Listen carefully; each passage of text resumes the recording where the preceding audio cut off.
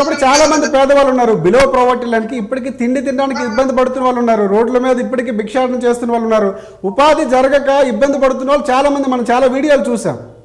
ఇక్కడ వాళ్ళు సమర్థించడం లేకపోతే వాళ్ళు సపోర్ట్ చేయడం కంటే మిగతా వాళ్ళకి ఎందుకు సపోర్ట్ చేయట్లేదు? అంటే ఇక్కడ రాజకీయ కూడా అంశం మారిపోయింది. దాన్ని రాజకీయాలు ఏదైనా మాట్లాడితే వాళ్ళు విమర్శించే స్థాయికి వచ్చేసారు.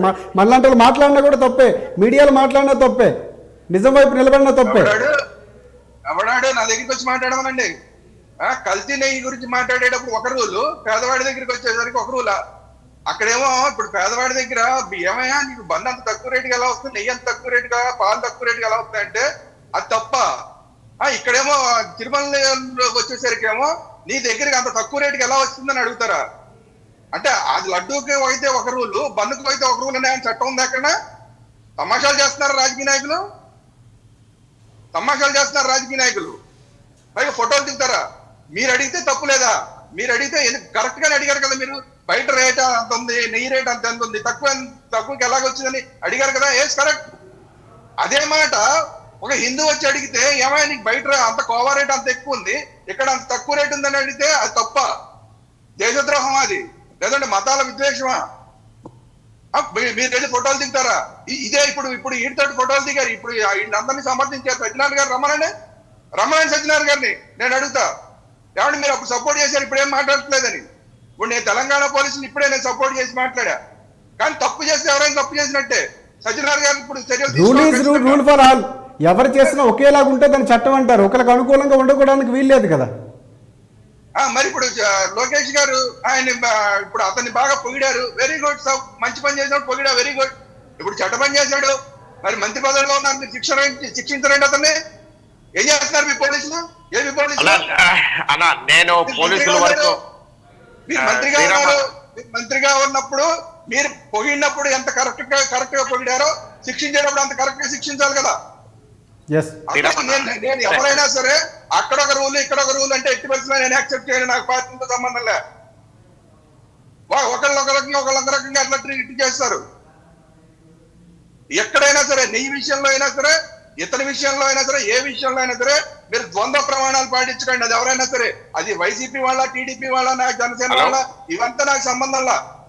నేను అడిగేది ఏంటంటే మీరు ద్వంద్వ ప్రమాణాలు పాటించకండి. తప్పు చేశాడంటే తప్పు చేసాం శిక్షించండి. ఇప్పుడు నాన్ వెజ్ గురించి మాట్లాడుకుంటున్నాం మనం. నాన్ వెజ్ తప్పు చేశాడంటే తప్పు చేసిన వాడిని శిక్షించండి. శిక్షించకుండా ఎందుకు ఉపేక్షిస్తున్నారు?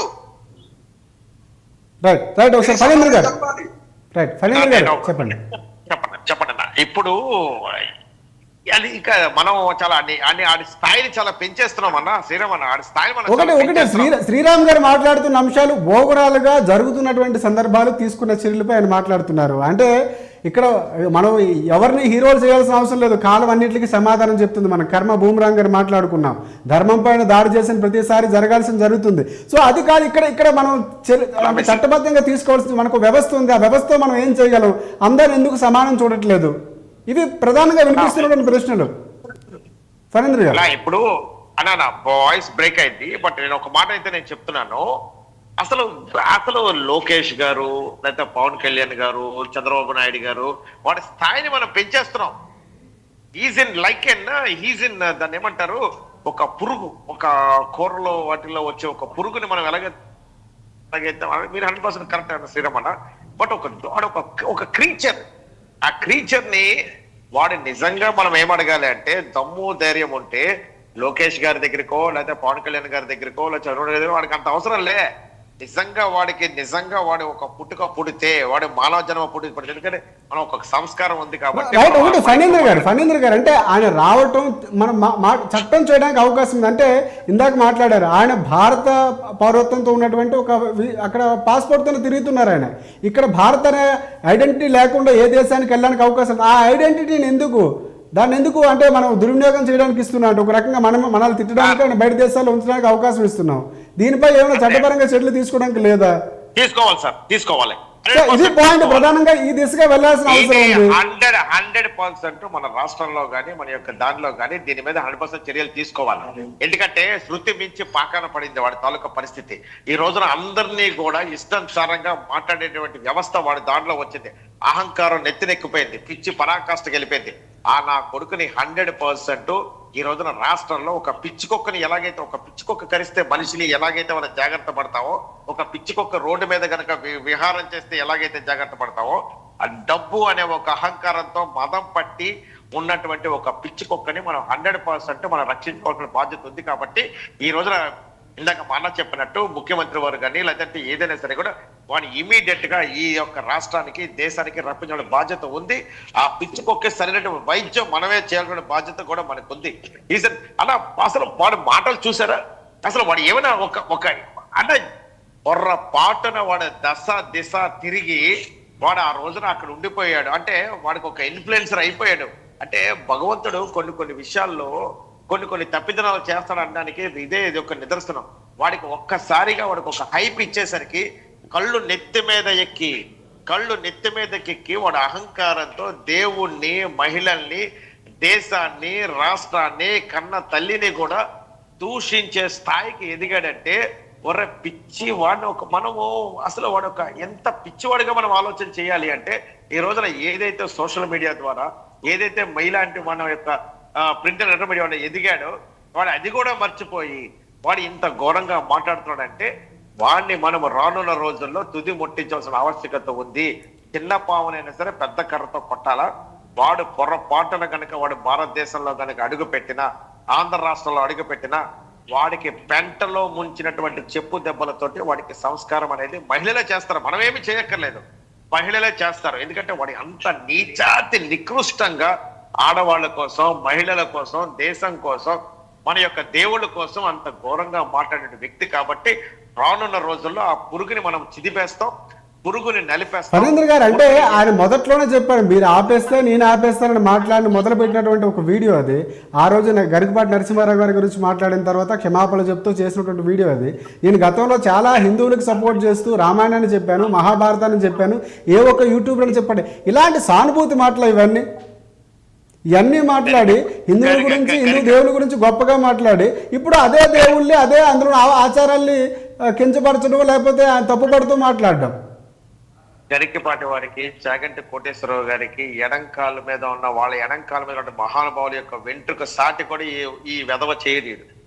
వాళ్ళ యొక్క వెంట్రుక ఎడంకాల మీద కాలు మీద మొలిచిన వెంట్రుక స్థాయి కూడా వీడికి లేదు. వీడు ఎవడండి వీడు? కానీ మీ వల్ల వాడు ఎదిగాడు, మీలాంటి వాళ్ళ వల్ల వాడు ఎదిగాడు. ఈ రోజున యూట్యూబ్, సోషల్ మీడియా లేకపోతే వాడు ఎవడన్నా వాడు కనీసం తిండికి గతి లేనటువంటి వాడిని తీసుకొచ్చి అందులో ఎక్కించారు వాడిని. ఇప్పుడు అదే ఆయన ఫాలోవర్స్ని కూడా ఆయన ఒక పరక సమానంగా తీసేశారు. ఆయన మాట్లాడడానికి కూడా మనకు సంస్కారం అడ్డొస్తుంది. అలాంటి ఒక మాటలతో కుక్కలు గాను లేకపోతే ఇంకో రకంగా మాట్లాడుతున్నాడు. ఆయన ఫాలోవర్స్ని కూడా చీప్గా తీసి పడేస్తున్నాడు. ఆయన ఎవరి నుంచి వచ్చారు, ఎక్కడి నుంచి ఎదిగాడు, ఎవరు చూస్తే ఆ స్థాయి డబ్బులు సంపాదించగలుగుతున్నాడు, అవన్నీ మర్చిపోయాడు ఆయన. వాడు ఒక సైకో అట, వాడు ఒక సైకో, సైకో.